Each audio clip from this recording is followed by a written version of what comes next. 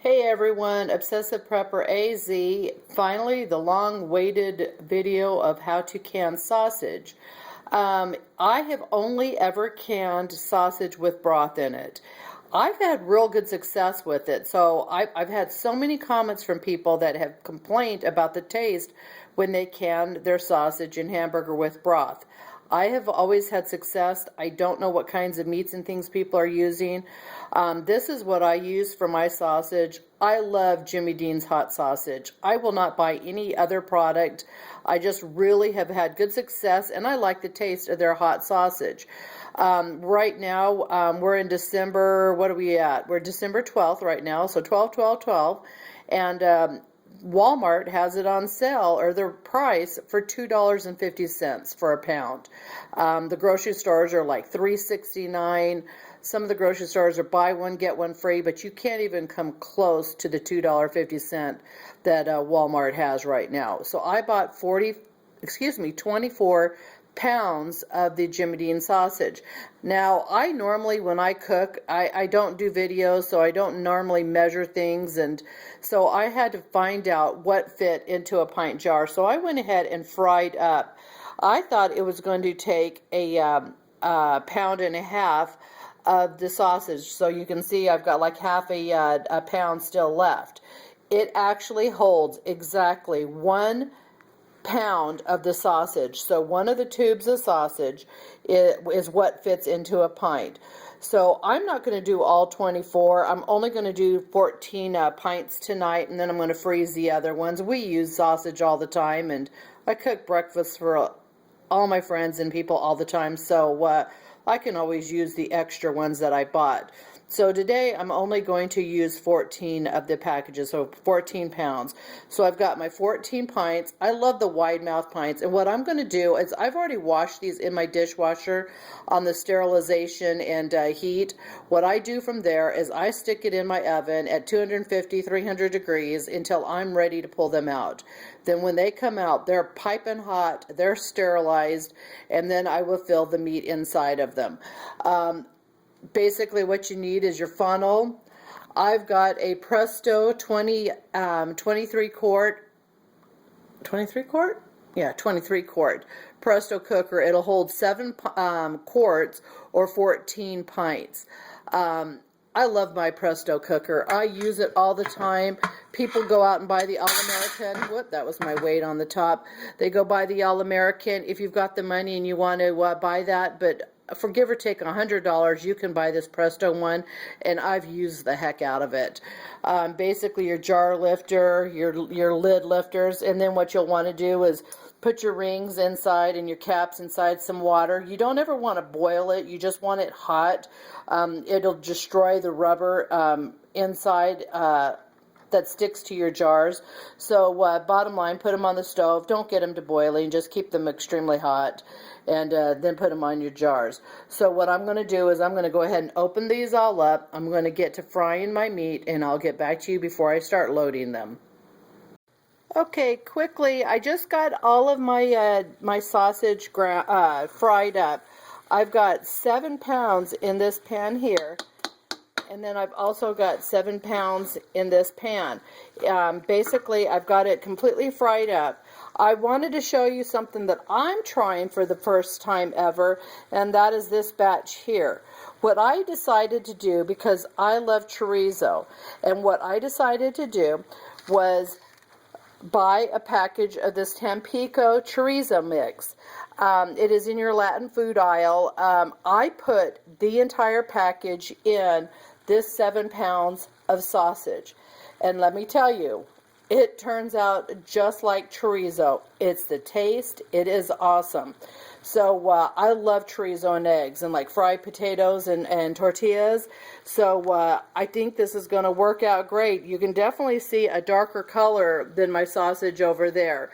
But just one package of that Tampico, the chorizo mix, and a whole nother flavor. And instead of doing just 14 pints of just regular hot Jimmy Dean sausage, I'm going to do 7 pints of chorizo and 7 pints of just my regular sausage. All right, I'll get back to you as soon as I've got them loaded in my jars. Okay, everyone, I've got my regular sausage in my jars. I've got 7 pints. Like I said, it was 7 pounds of the Jimmy Dean sausage. And I'm going to go ahead and pull my jars out of my oven that I've had in here. They're right at 250 degrees, so they are hot. You want to be careful. And then I figured for the people that have not seen how to fill, basically you've got your little funnel, and then what I do is I figured out it's about 1.5 cups of sausage. So I've got a cup, and then I'm doing about another 1/2 cup. Maybe like 1.75 cups. And what I use is this little like Japanese soup spoon. It works out perfect for putting it in there and pushing the meat down. Whoop. Making a mess here. So yeah, probably close to 1.75 cups seasoning in. Okay, so once that's done, then what you've got to do is you have got to clean the rims. I have already done the 7 of the sausage jars that I've done. And what I'll do is I will get paper towel and I'll dip it in this hot water and basically go around your rims and get all the grease and anything that you have spilled on. It's hot.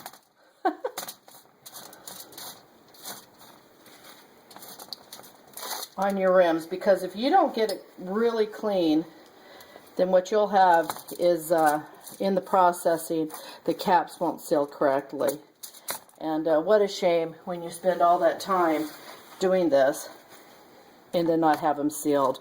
I mean, you can always put it in your refrigerator and use it later, but that's not what you're trying to do here. So just take the extra minutes to do it properly, and then you'll have good product at the end.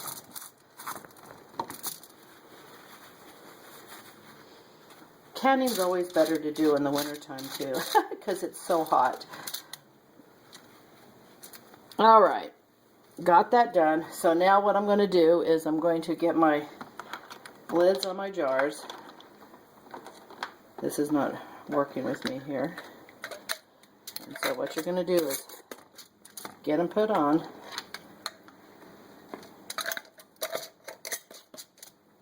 And I haven't tightened them yet. You don't want to over tighten the lids because they have to have a way to release the air.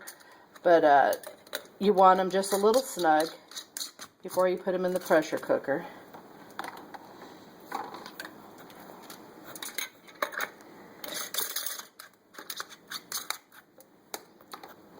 And like I said, don't boil your lids because you ruin the rubber gaskets that are on these caps. And they won't get a good seal either.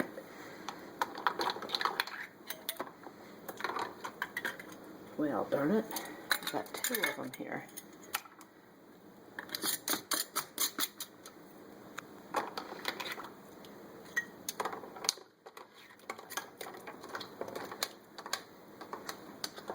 It's not working with me here. Oh, darn it. Okie doke. So you all get the idea. I'm not going to take you through my sausage that I've got over here. You understand what you've got to do here. So basically, don't tighten them down real tight, just kind of tight. And then what I'm going to do is I'm going to take them over here and I'm going to put them in my pressure cooker. If you can't handle the heat, you might want some kind of gloves. I've showed everybody in my videos before the OV glove. I really like that. Or use your regular canning lifter that they've got made for canning, but I'm used to the heat. So basically, well, I can do 8 quarts. I mean, excuse me, 8 pints. So I'm going to go ahead and put another pint in here.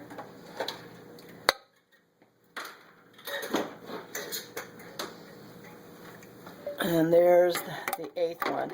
And then what I did is, your pressure cookers only come with 1 trivet. I buy an additional trivet. And while my husband's filming that, I'm going to go ahead and finish putting these caps on real quick on my other.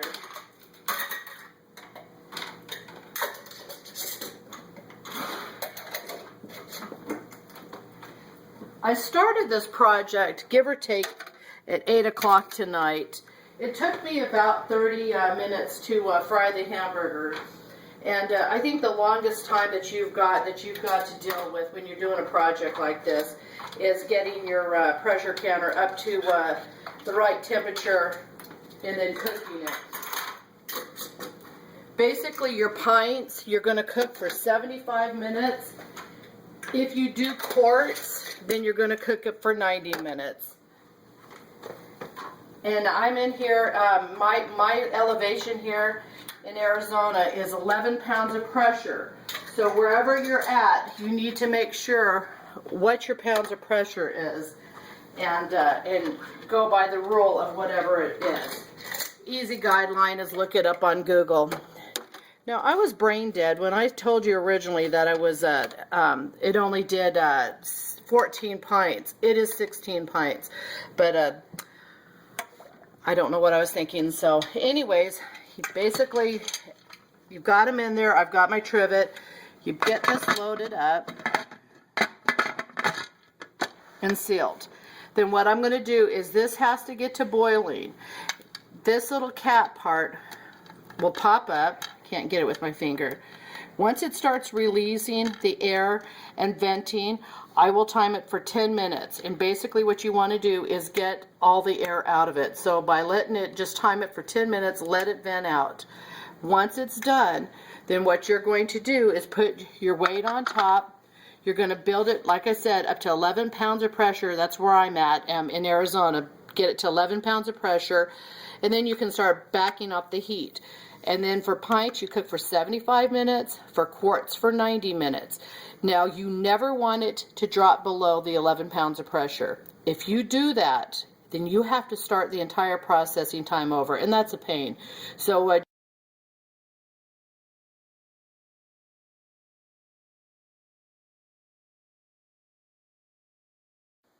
alrighty, I've got my jars out of my pressure cooker.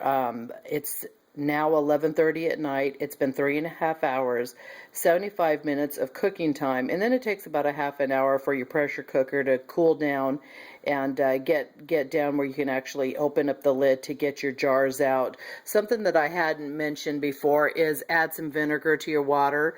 I add like a 1/4 cup. Anybody that's got hard water understands that when you can, the calcium just builds up all over your jars. It's like a white dust, and it makes a mess out of your jars. So just add a little bit of vinegar to it. I've got my regular sausage that you can see off to the left, and then my chorizo sausage that I add the chorizo seasoning to over here to the right. It makes a redder color to your sausage there. I did not add any broth to this, and you can see that it's still bubbling, it's still hot and cooking inside, and it's basically cooking in its own juices. I'm pretty excited on the chorizo here because basically you just fry some potatoes and some eggs and tortillas, and what an awesome meal that makes.